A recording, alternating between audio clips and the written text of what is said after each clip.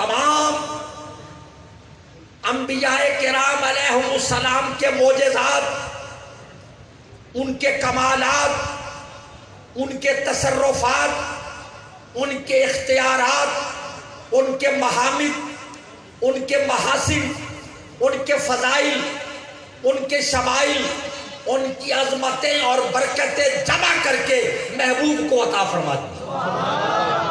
اب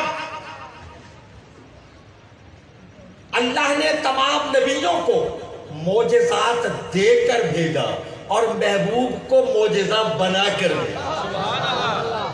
چوٹی کے بالوں سے پاؤں کے ناخن تک سراپا معجزہ بنایا۔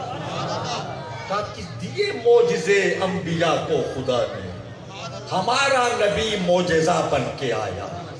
اور حضور والا توجہ کیجئے کہ تمام نبی معجزے لے کر آئے، انتہائی توجہ کرنا، اور سرکار معجزہ بن کر تشریف لائے۔ کسی نبی کے توجہ، کسی پیغمبر کے عصا میں معجزہ کہ زمین پر پھینکیں تو اژدہا بن جائے اور پھر پکڑیں تو عصا میں بدل جائے۔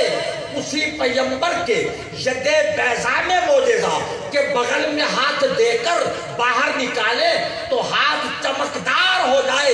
ید بیضا، روشن ہاتھ، توجہ کیجئے، وہ کسی نبی کے عصا میں معجزہ، کسی کے ید بیضا میں معجزہ، میرے نبی کی ہر ادا میں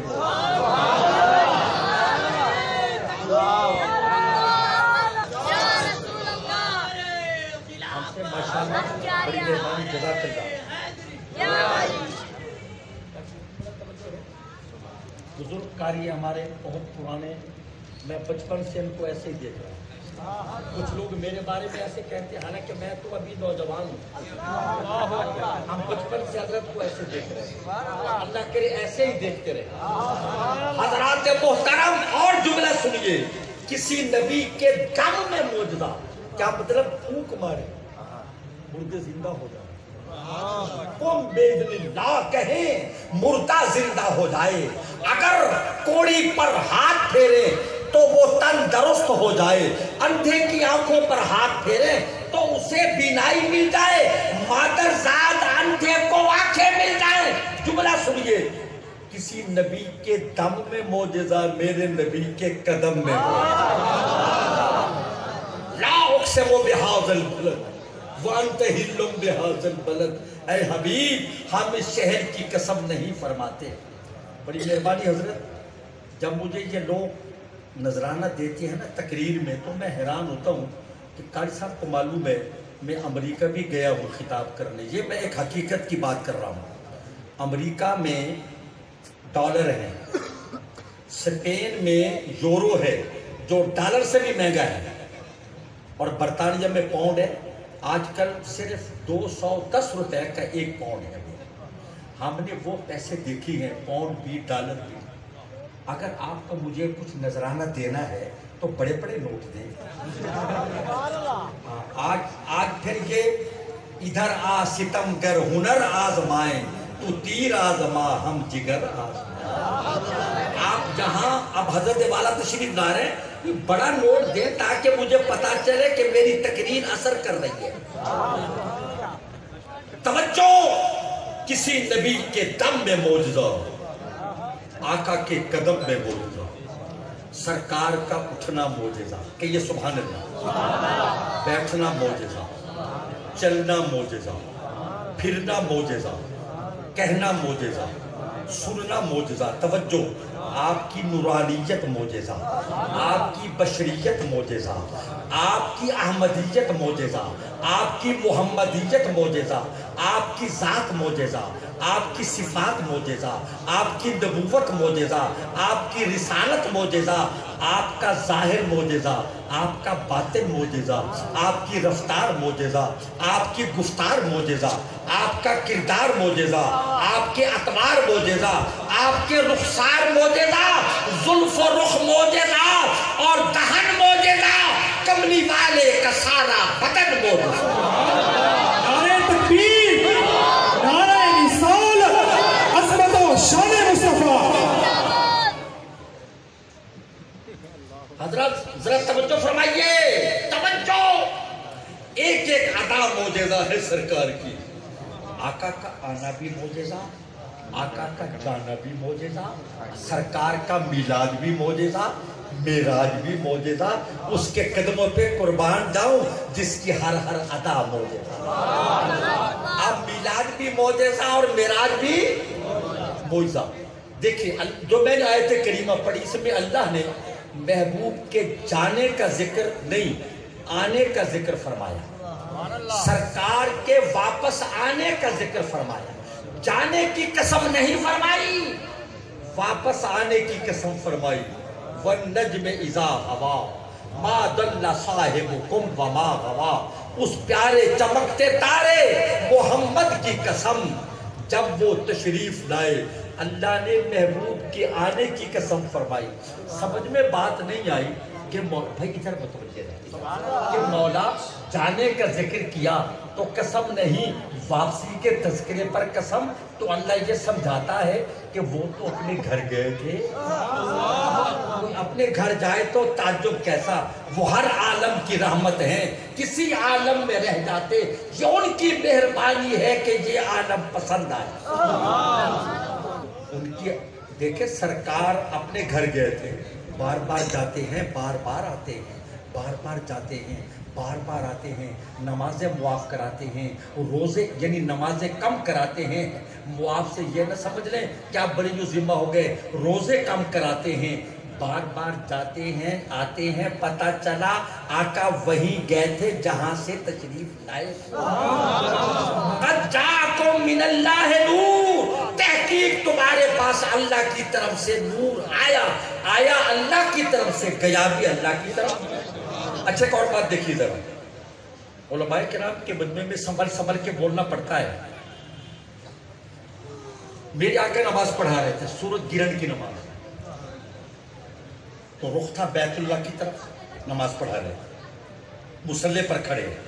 توجہ کریں، آقا نے حالت نماز میں ہاتھ مبارک بڑھایا اور پھر کھینچ لیا.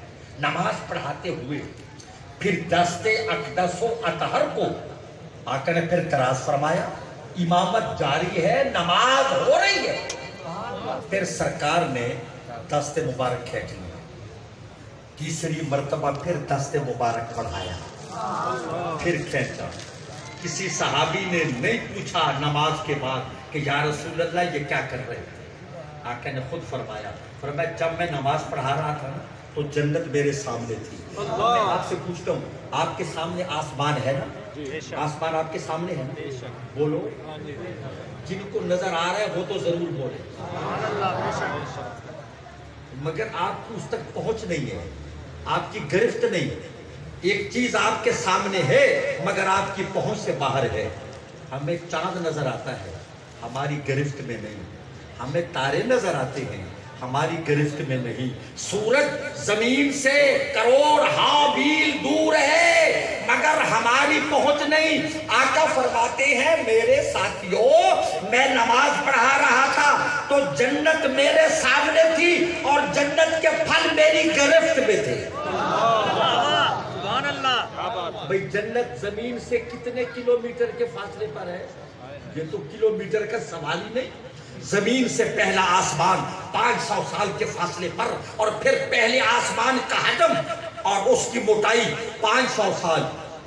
پہلے آسمان سے دوسرا آسمان 500 سال کے فاصلے پر 7000 سال کا فاصلہ. پھر سدرہ، پھر جنت. اب دیکھیں ہزاروں سال کے فاصلے پر جنت ہے اور آقا کا ہاتھ وہاں پہنچ رہا. سبحان اللہ. فرماتے ہیں میں جنت کے انگور توڑ کر تمہیں کھلانا چاہتا تھا. آقا فرماتے ہیں انگوروں کا گچھا، خوشا. میں نے تینوں ہی مرتبہ یہ ارادہ کیا، پہلے 2 مرتبہ بھی، کہ جنت کے انگور توڑ کر تمہیں کھلاؤں. اور پھر میں نے چاہا کہ جنت کا پھل غلاموں کو جنت ہی میں کھلاؤں. اور اگلی بات سنیے، آقا فرماتے ہیں اگر میں وہ پھل تمہیں توڑ کر دے دیتا تم کھاتے رہتے قیامت تک نہ خشک ہوتے نہ ختم ہوتے. اب میرا آپ سے سوال یہ ہے اس مسجد فرید سکھیرا میں بیٹھنے والوں، شاہ فیصل کالونی کے باشندوں اور دور و نزدیک سے آنے والوں، اطراف و اکناف سے آنے والوں، میرے جملے پہ غور کرنا۔ وہ پیغمبر جس کے قدم ہے زمین پر اور ہاتھ ہے جنت میں، جب اس کا قدم جنت میں پہنچا، بات سمجھ میں آئی نا؟ جب سرکار کے قدمین جنت میں پہنچے تو دست مبارک کہاں تک جاتا ہو؟ اچھا یہ تو پھر بھی بڑی قریب کی بات ہے۔ آقا زمین پر کھڑے ہیں، فرماتے ہیں کہ جو فرشتے حاملان عرش ہے نا، میں ان کی تسبیح کو سنتا ہوں۔ کیا مطلب؟ جو اللہ کی تسبیح بیان کرتے ہیں عرش اٹھانے والے فرشتے، میں وہ سن رہا ہوں۔ اب عرش کی آواز آقا فرش پر سن رہے ہیں، جبرائیل وہاں سے روانہ ہوتے ہیں، آقا کو پتہ چلتا ہے کہ طائر سدرہ پرواز کنا ہے میری سمت۔